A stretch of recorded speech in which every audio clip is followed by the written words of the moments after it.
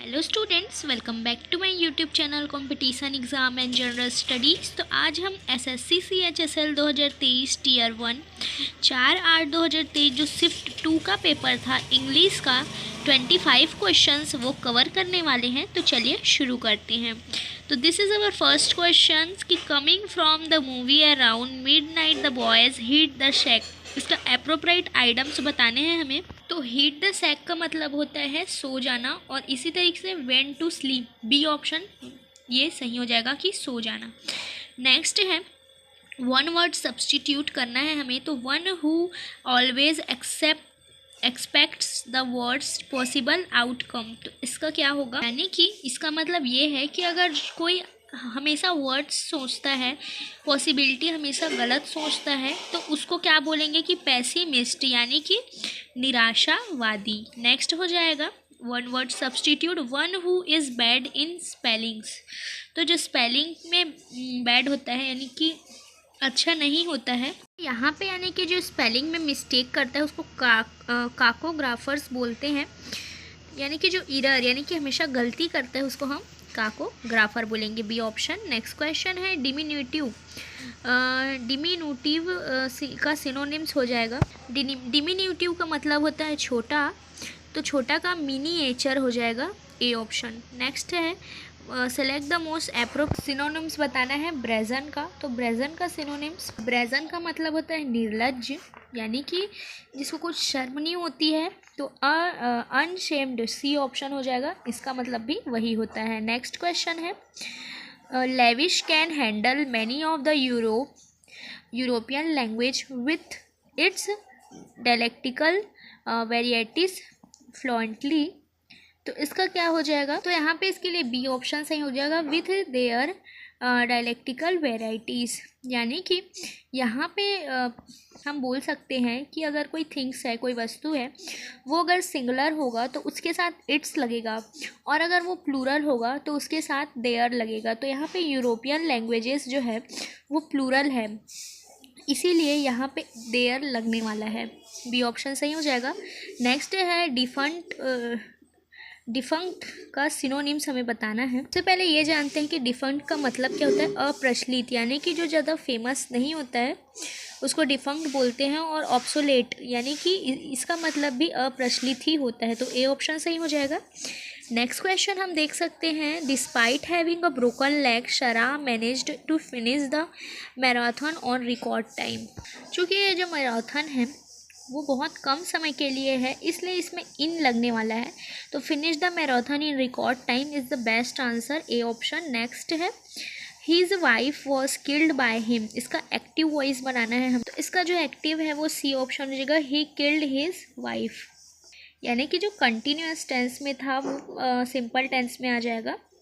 Next हो जाएगा one word substitute करना है। तो वंस रिलेटिव और फैमिली रिलेटेड, इसको क्या बोलते हैं, कीन, KIN, कीन बोलते हैं, यानी कि संबंधी, रिलेटिव।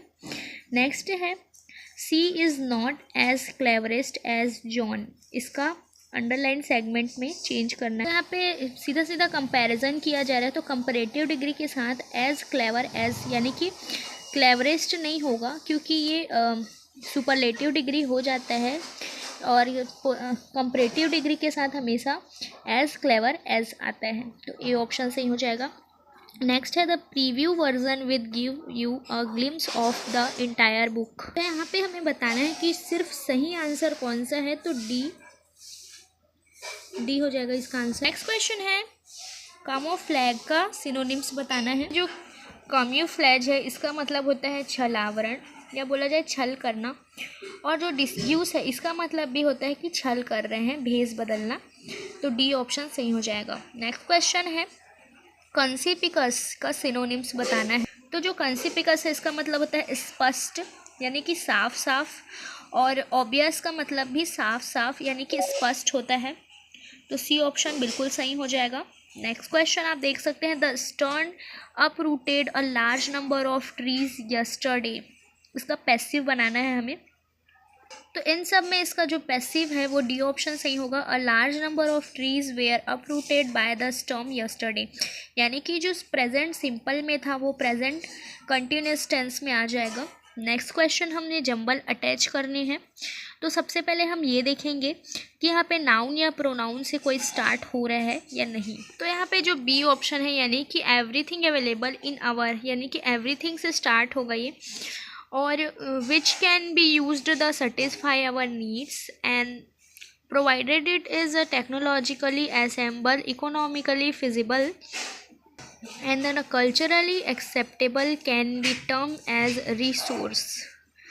नेक्स्ट क्वेश्चन, फेयर्स का बताना है एंटोनिम्स। तो ये जो फेयर्स है इसका मतलब होता है क्रूर, यानी कि बोला जाए बदमाश, और बी जेंटल, यानी कि जो सॉफ्ट होता है, जो सॉफ्ट हार्टेड होता है उसको जेंटल बोलते हैं। तो बी ऑप्शन सही हो जाएगा। नेक्स्ट क्वेश्चन हम देख सकते हैं, her son came from Europe to meet her blank after 20 years. का जो सही हो जाएगा आइटम्स वो होगा आउट ऑफ द ब्लू, यानी कि अचानक कुछ चीज़ घटित होना। तो सी ऑप्शन सही है। नेक्स्ट क्वेश्चन है, इनकरेक्टली स्प्लैट वर्ड्स कौन से हैं इनमें से।